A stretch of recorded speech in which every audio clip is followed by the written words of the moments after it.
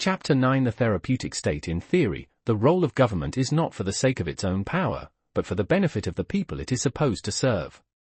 If a government does not serve the people, then it must be transformed until it does so, or be overthrown and replaced with one which does. However, in Multiculturalism and the Politics of Guilt, published in 2002, Paul Gottfried argued that the modern managerial regime had completely inverted this theoretical relationship. Rather than transforming itself to serve the people, the managerial regime seeks to transform people in the service of its system of atomized corporate consumerism. It drives ever more closely towards what Juvenal saw as the final destination. It ends in the disappearance of every constraint which does not emanate from the state, and in the denial of every preeminence which is not approved by the state. In a word, it ends in the atomization of society, and in the rupture of every private tie linking man and man, whose only bond is now their common bondage to the state. The extremes of individualism and socialism meet. That was their predestined course. However, Gottfried identifies the root of this not in managerialism per se, which is simply the vehicle through which its ends are achieved, but in two proximate causes: multiculturalism, which is to say, the prevalence of minority groups whose political efforts go towards neutralizing the cultural and institutional particularities associated with a majority outgroup, and a religious and cultural phenomenon owing chiefly to a progressive perversion of mainline Protestant churches that manifests itself as white guilt. This results in an atmosphere to which white people must submit in self-abasement and atonement for past sins. It necessitates the grafting onto administrative states of therapeutic and punitive agencies for forming social consciousness and chastising those with defective sensibility. By now, political correctness and its causes are well-worn themes.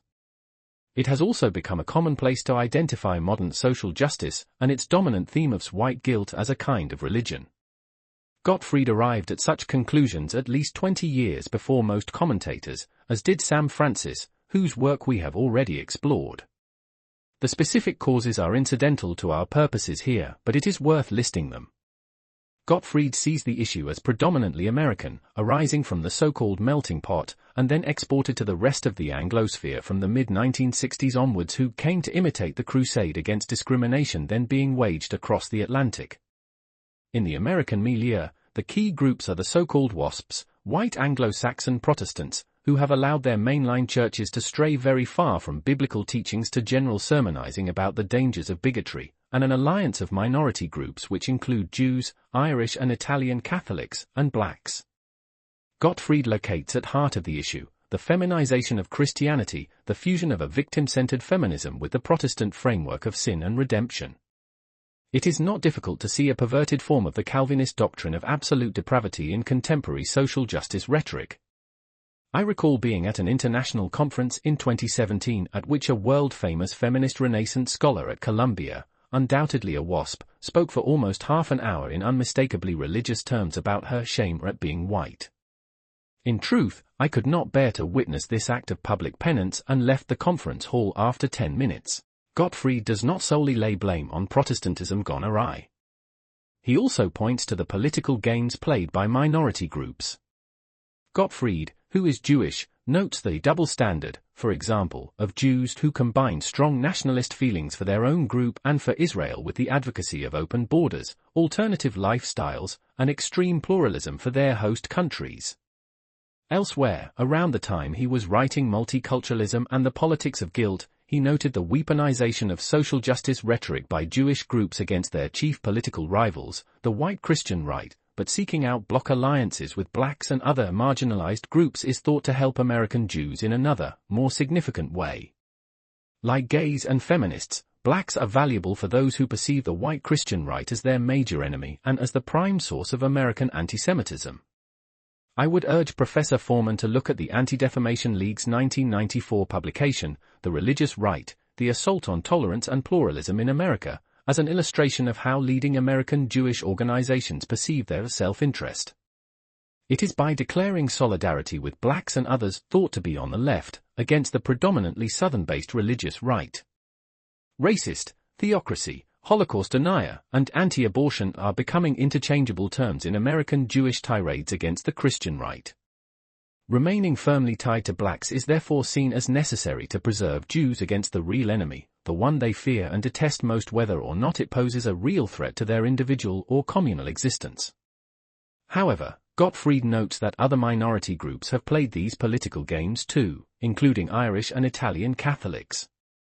Of course, good students of elite theory would not be surprised in the slightest that in a multicultural liberal democracy tightly organized special interest groups should come to dominate the disorganized majority. This is Mosca's law. What troubles Gottfried most is that the manufacturing of consent that we have already discussed has now been pathologized and even medicalized. He suggests that since the 1960s, the behavior modification and social engineering programs of the managerial state have relentlessly fought against discrimination and promoted diversity, using the looming image of the Nazis or the ghosts of slavery and the segregationist South as cudgels in a permanent slippery slope argument. He identifies three tactics that are routinely employed. First, the tendency of media and other opinion makers to stress that a consensus has already been reached, for example, over immigration or multicultural programs. In the UK, the BBC would routinely engage in this form of gaslighting on its flagship debate show, Question Time. They would routinely present a panel with 4 pro-immigration voices against a lone anti-immigration voice. The studio crowd would cheer the pro-immigration voices and boo the anti-immigration voice. This serves to isolate the viewer at home watching the show who may be against immigration by creating the perception that their stance is held by a despised minority. In fact, from 1964 to 2017, over 65% of the British public opposed immigration, according to the British election study. The media nakedly employs a persuasion tool known as social proof in a bid to make the public more accepting of mass immigration. The second tactic Gottfried identifies is employing the past as a club. By harping on the real or imagined evils of the past, proponents of state-controlled socialization appeal to the guilty conscience of their listeners and furnish occasions for exhibitions of public righteousness. Such exhibitions have become by now so routine and widespread that they have gained the label of virtue signaling. However, the third and most insidious method is to treat the unwanted behavior as a form of sickness, to depict unfashionable thinkers and retrograde views as pathological. Gottfried is rightly perturbed at the implications of treating a dissent as a form of mental illness which requires psychiatric remedy.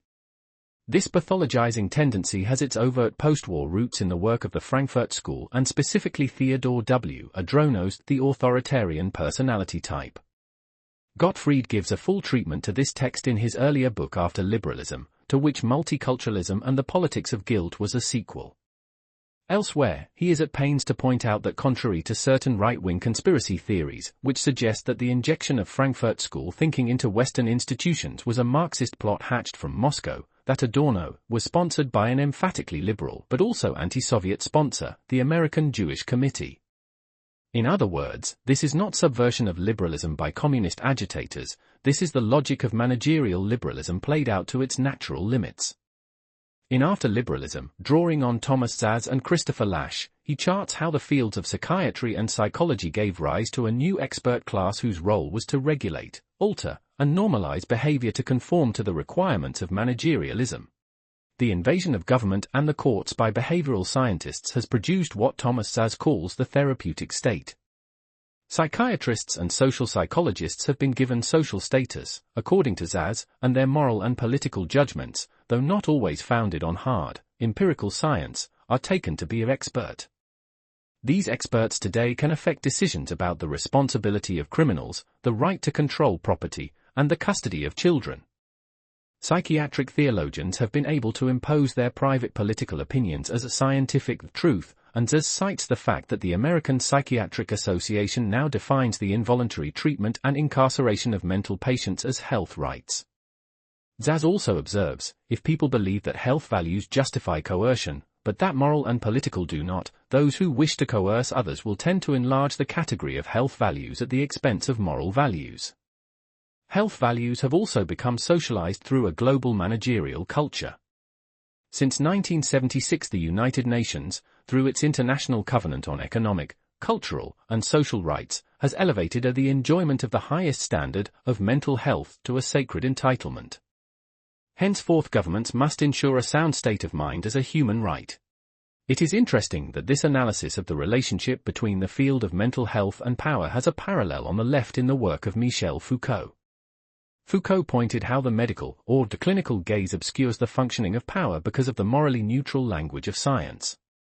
However, as much as Foucault is added to university reading lists and read by undergraduates, it seems that no one at universities, least of all those on the left, ever stops to question the relationship between power and public and mental health in the current paradigm. One might suggest that this is because they now see themselves in power.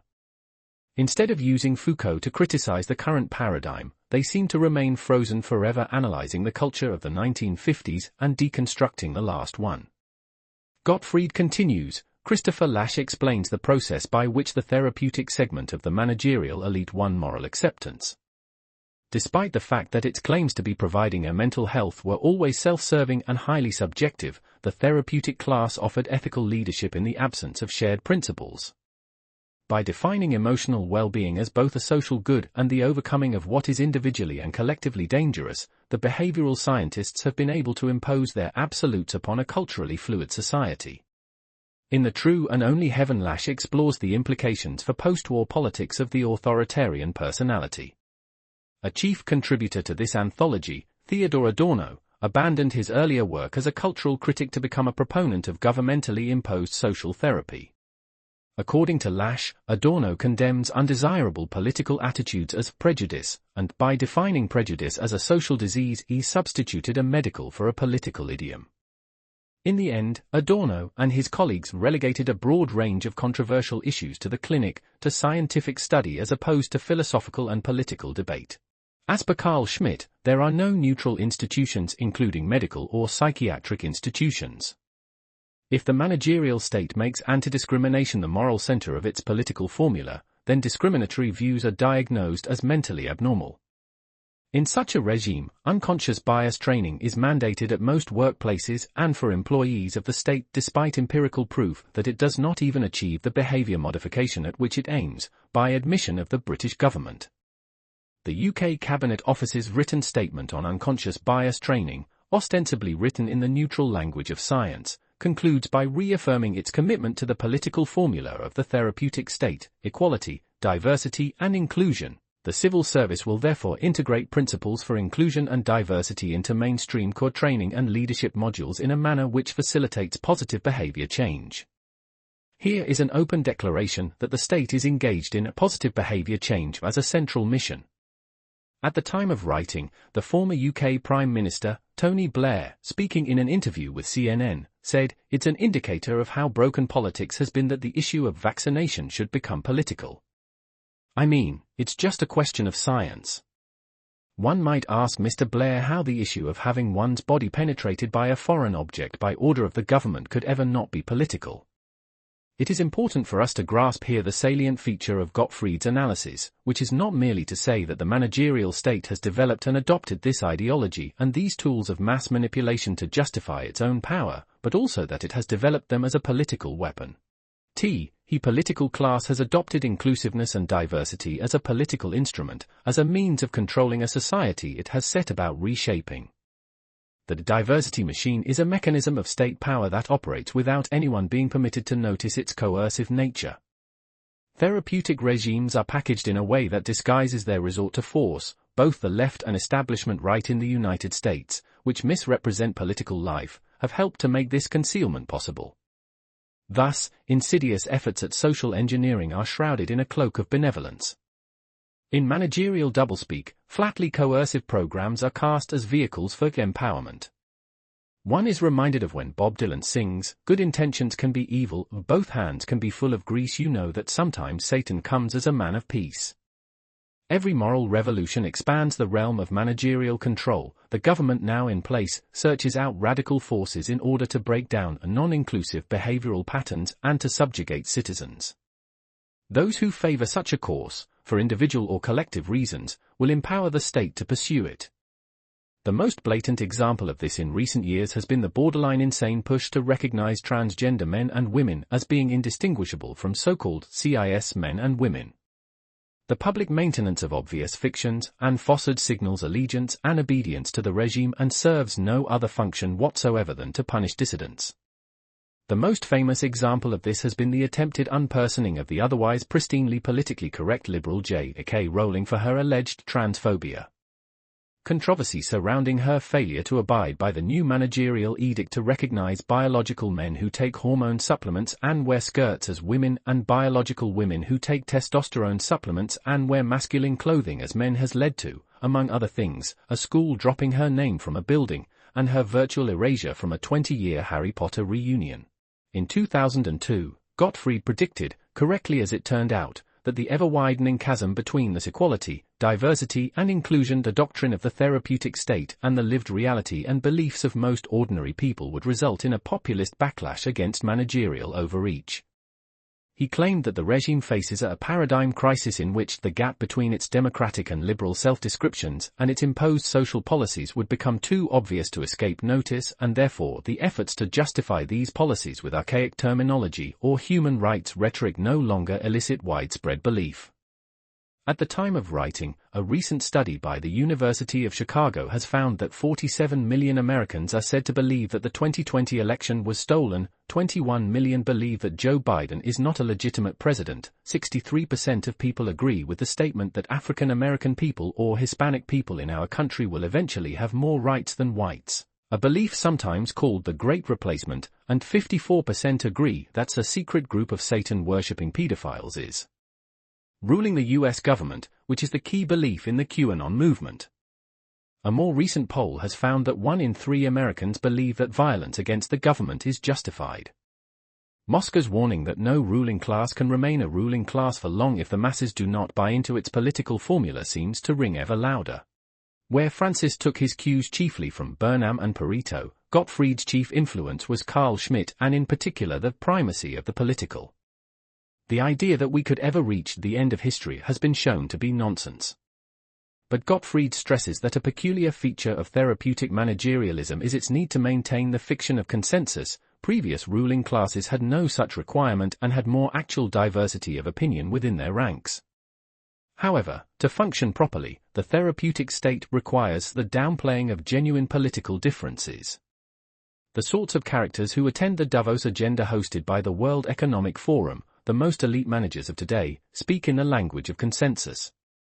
One such character, Larry Fink, the CEO of BlackRock, who manages over $7.50 trillion in assets and who can name the U.S. Federal Reserve as a client, uses phrases such as a public-private partnership, and stresses that it is important for CEOs across all businesses to be unified. It has never been more essential for CEOs to have a consistent voice. Although he speaks in gushing terms about the power of capitalism, it is quickly clear that Fink's message is managerial and that his vision is for a quasi-command economy in which the controllers of capital dictate the investment agenda for the future. Every company and every industry will be transformed by the transition to a net-zero world. The question is, will you lead, or will you be led? We focus on sustainability not because we're environmentalists, but because we are capitalists and fiduciaries to our clients. Divesting from entire sectors, or simply passing carbon-intensive assets from public markets to private markets, will not get the world to net zero. When we harness the power of both the public and private sectors, we can achieve truly incredible things. This is what we must do to get to net zero. Simply put, this is not capitalism, this is agenda setting whereby one of the most powerful executives in the world announces 5-year and 10-year plans for what the future will look like in an almost entirely top-down managed economy. This language of consensus conceals the truly political character of what Fink is saying. In fact, he has the temerity to start his letter by saying that COVID-19 has also deepened the erosion of trust in traditional institutions and exacerbated polarization in many Western societies. This polarization presents a host of new challenges for CEOs. Political activists, or the media, may politicize things your company does. They may hijack your brand to advance their own agendas. In this environment, facts themselves are frequently in dispute, but businesses have an opportunity to lead. Thus, when he sets his net zero carbon agenda later, it is cast in the politically neutral language of inevitability. But in actuality, his letter contains an explicit threat: if CEOs do not get on board with this agenda, they will be left behind, they will be identified as the enemies of progress, and perhaps someone whose company owns half the exchange-traded funds in the world, might see to it that these enemies no longer have a seat at the table. In theory the market decides, but in practice, men like Larry Fink decide. A company can now be sunk regardless of its actual success with consumers simply through investor activism. Likewise, products that have little to no market demand such as Beyond Meat can be thrust onto the shelves despite continually failing to sell. Appalling sales figures have not stopped massive corporations such as McDonald's and KFC pushing Beyond Meat to plant burgers to the front and center of their menus using the full might of their advertising budgets. Most of this attempted engineering of consent by the therapeutic regime serves the purpose of identifying Schmittian friends and enemies. The list of enemy terms, which serve to expel you from employment and society at large, continues to expand: sexist, racist, homophobe, transphobe, climate denier, unvaccinated, and so on. These are all markers of ideological impurity which serve to dehumanize. Ideologically conscripted armies tended more and more to demonize their targets. Those who resisted the ideal embodied by one's nation were no longer viewed as human in thinking or in fact.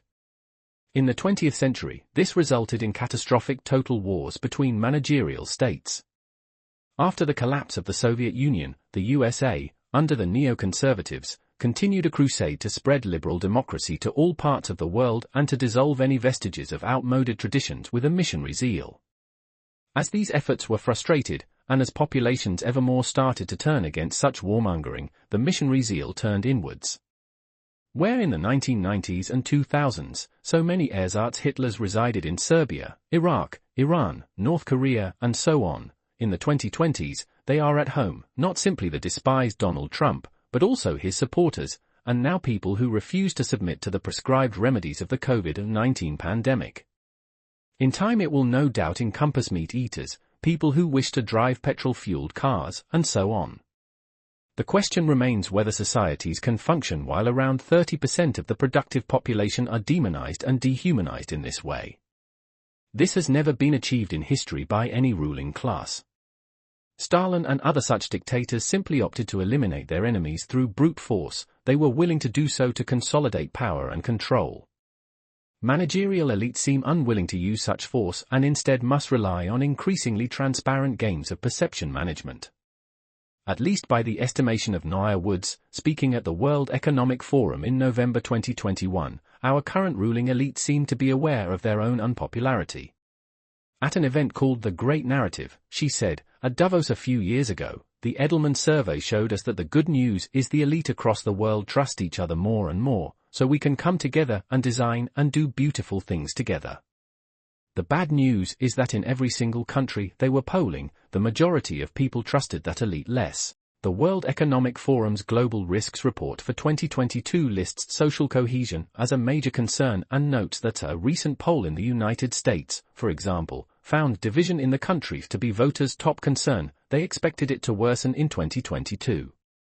While Gottfried in 2002 was unwilling to predict their ultimate demise, it seems to me that unless the current ruling class is prepared to become openly coercive and use force, it will be overthrown once counter-elites become organized enough to do so in every region and locality.